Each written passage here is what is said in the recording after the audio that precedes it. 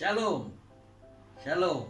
Senang sekali dapat menyapa kamu di program Kamu Bisa. Seperti biasa, program ini merupakan program untuk menguatkan kamu, memberkati dan mengubah dan memberikan pencerahan akan sebuah kebenaran firman Tuhan. Firman Tuhan yang bukan hanya sekedar untuk didengar, namun menjadikan firman Tuhan sebagai kehidupan kita untuk menyatakan kemuliaan Tuhan. Bersama saya, Pastor Budianto Tan. Terima kasih bagi kalian yang setia menantikan setiap series motivasional Kamu Bisa. Dan selamat datang bagi kamu yang mungkin baru bergabung. Semoga kalian senantiasa dikuatkan dan diberkati, serta menjadi terang untuk sesama. Berbicara kehidupan rohani, sering sekali kita terjebak kepada teori-teori yang bertebaran dan pengajaran yang hanya peduli terhadap apa yang dibutuhkan, namun mengabaikan keseluruhan dari kebenaran firman Tuhan. Tak jarang anak Tuhan yang biasanya bersemangat, tiba-tiba apinya padam. Semangatnya hilang hanya karena menjalankan apa yang menyenangkan saja, bukan keseluruhan dari suatu kebenaran. Wahyu 3 ayat 16, kamu dapat membacanya. Seringkali dalam ketidaksadaran masih banyak di antara kita menghentikan pertumbuhan atau mematikan pertumbuhan, bahkan mematikan kehidupan rohani dengan melakukan apa yang menjadi kesenangan, bukan pada perintah Tuhan. Sebagai manusia, kamu dan saya memang masih jauh dari kata sempurna. Masih banyak kelemahan, masih banyak kekurangan.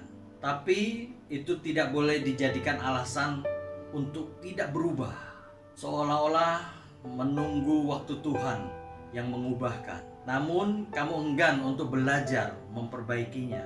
Belajar akan sebuah kekurangan maupun kelemahan untuk lebih baik lagi setiap harinya.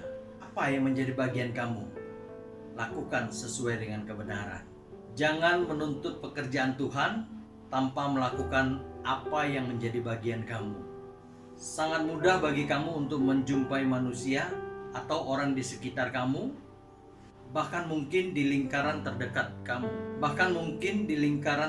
kamu, memilih dan melakukan apa yang disenangi, tapi mengabaikan apa yang menjadi tanggung jawab dan yang harus dilaksanakan.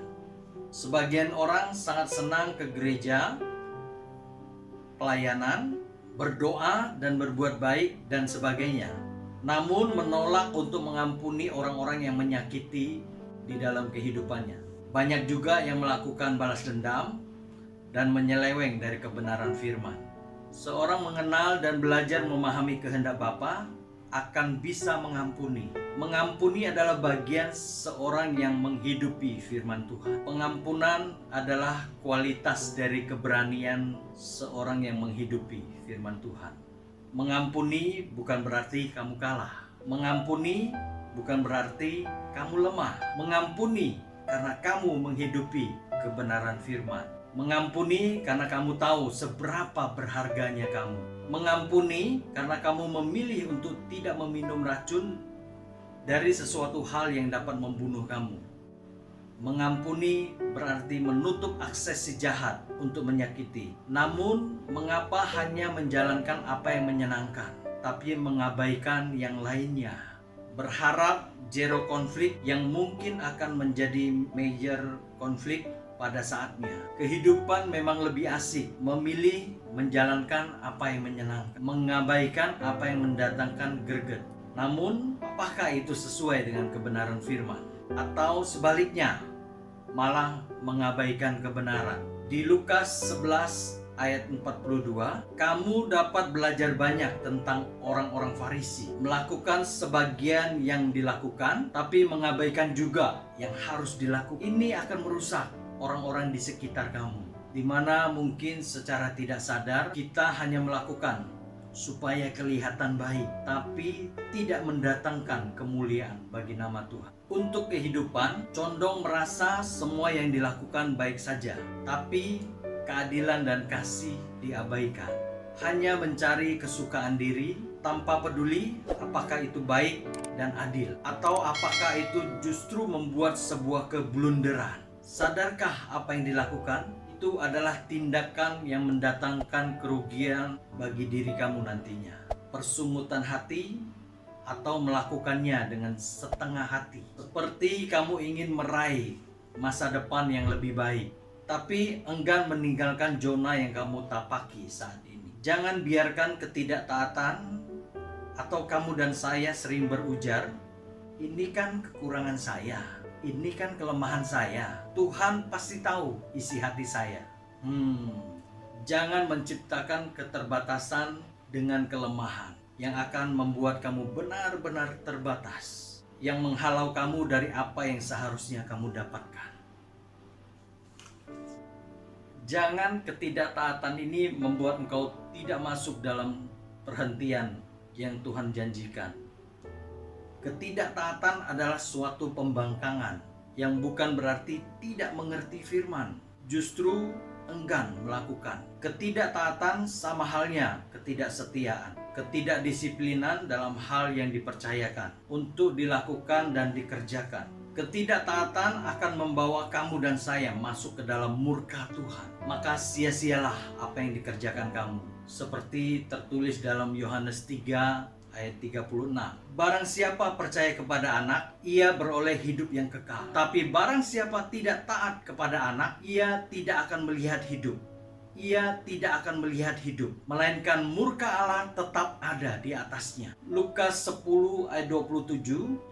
Di situ jelas memberikan kamu dua esensi dari keseluruhan perintah Allah. Kasihi Tuhan dan sesama. Kasih adalah esensi utama untuk tetap dapat mengalami kehidupan dan keselamatan. Ketika kamu mengasihi Tuhan, menerima secara pribadi Tuhan dalam kehidupan kamu, maka kamu dapat melakukan perintahnya tanpa memilih apa yang enak, tapi mengabaikan apa yang tidak enak. Namun saat kamu memahami ini, semua akan kamu jalankan tanpa negosiasi, sehingga firman Tuhan dapat dimanifestasikan, bukan hanya ke diri sendiri, namun memberkati banyak orang dimanapun kamu tempati. Manifestasikan kasih Allah kepada sesama. Maka firman Tuhan bukan sekedar mengenyangkan diri atau mengenakan diri, tapi firman itu hidup dan menjadi bagian dalam kehidupan kamu, sehingga banyak orang mengalami perjumpaan dengan Tuhan melalui firman yang kamu hidup. Masihkah kamu terus menghambat pertumbuhan rohani kamu yang akan mempengaruhi kehidupan rohani orang di sekitar kamu? Sadarkah kamu penghambatan itu datang dari diri sendiri? Masih adakah dendam dan kepahitan yang kamu simpan? Apabila masih, saya mau mengingatkan, ini hanya membunuh kehidupan jasmani maupun rohani kamu secara perlahan. Semua yang kamu kerjakan akan menghasilkan kesia-siaan, karena masih ada yang kamu penjarakan untuk diri kamu. Kamu tidak atau belum kamu lepaskan. Ingat, seorang yang ingin maju akan melepaskan apa yang mengganjalnya. Jangan hidup dalam zona abu-abu yang membuat kasih Tuhan susah atau membuat kasih Allah tidak tinggal dalam kehidupan kamu. Jika kamu setengah hati dalam mengasihi Tuhan, akan membuat kamu mudah menyeleweng dari kebenarannya. Kebenaran tidak bisa dipilih. Kebenaran tidak bisa hanya dijalankan untuk kesenangan saja. Justru kebenaran adalah hadiah utama yang akan kamu dapati ketika kamu telah menjalankan semua prosesnya tanpa negosiasi dengan kasih kepada Tuhan. Kamu bisa. Tuhan Yesus memberkati.